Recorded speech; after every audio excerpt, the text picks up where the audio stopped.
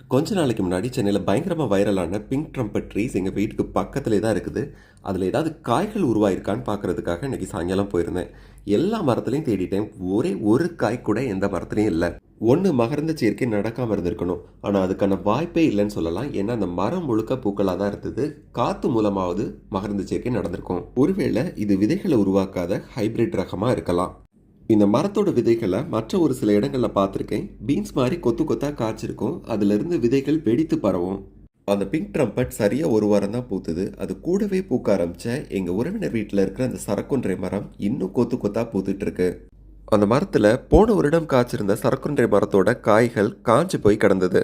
நம்ம இரவாடிகள் தம்பி, அதான் நம்ம வைல்ட் நாக்டர்னஸ் சார், இந்த பிங்க் ட்ரம்பட் ட்ரீ அயல்நாட்டு மரம்ங்கிறதையும் நாட்டு மரங்களோட முக்கியத்துவத்தை பற்றியும் ஒரு வீடியோ போட்டிருந்தாரு.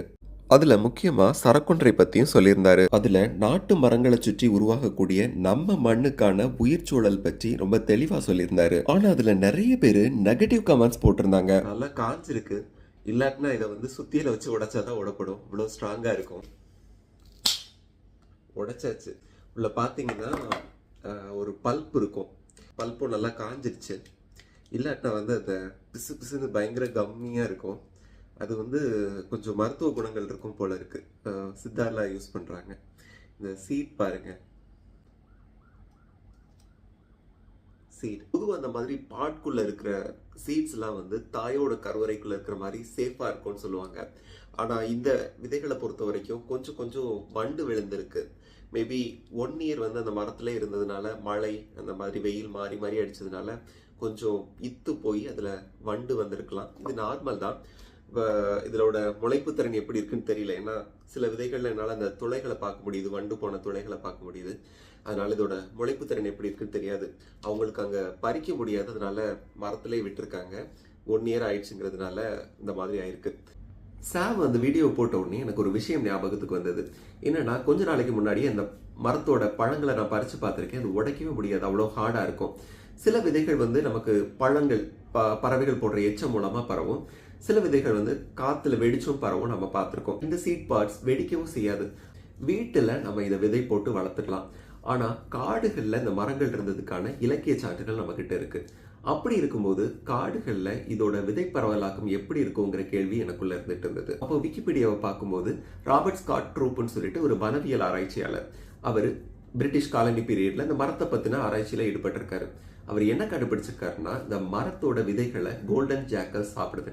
கோல்டன் ஜாக்கல்ஸ்னா சில பேர் நரின்னு சொல்றாங்க, சில பேர் குள்ள நரின்னு சொல்றாங்க. பொதுவா நம்ம நரிய ஃபாக்ஸ்னு இங்கிலீஷ்ல சொல்லுவோம். ஆனா அந்த ஃபாக்ஸ் கோல்டன் ஜாக்கலை விட சின்னதா இருக்கும். அப்போ அதுதான் குள்ள நரியா இருக்க முடியும்.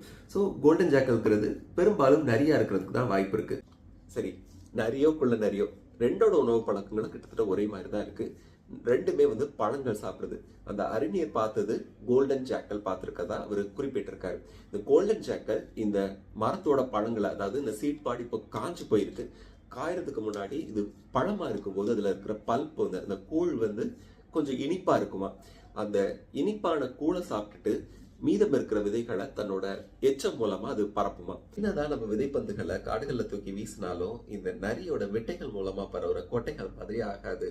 இப்போ நரிகளும் குள்ள நரிகளுமே இந்த மரத்தோட பழங்களை சாப்பிடுதுங்கும் போது, மரநாய்களும் காட்டுப்பூனைகளும் இதை சாப்பிட்றதுக்கு, இந்த மரத்தோட பழங்களை சாப்பிட்றதுக்கு மிக அதிகமான வாய்ப்புகள் இருக்கு. நம்ம இப்போ மரநாய்கள், காட்டுப்பூனை எல்லாம் நான் சின்ன வயசுல இருக்கும்போது தாராளமா பார்த்திருக்கேன். இப்போ ரொம்ப அரிதா தான் பார்க்க முடியுது. நரிகள், குள்ள நரிகள் பத்தி சொல்லவே வேண்டாம்.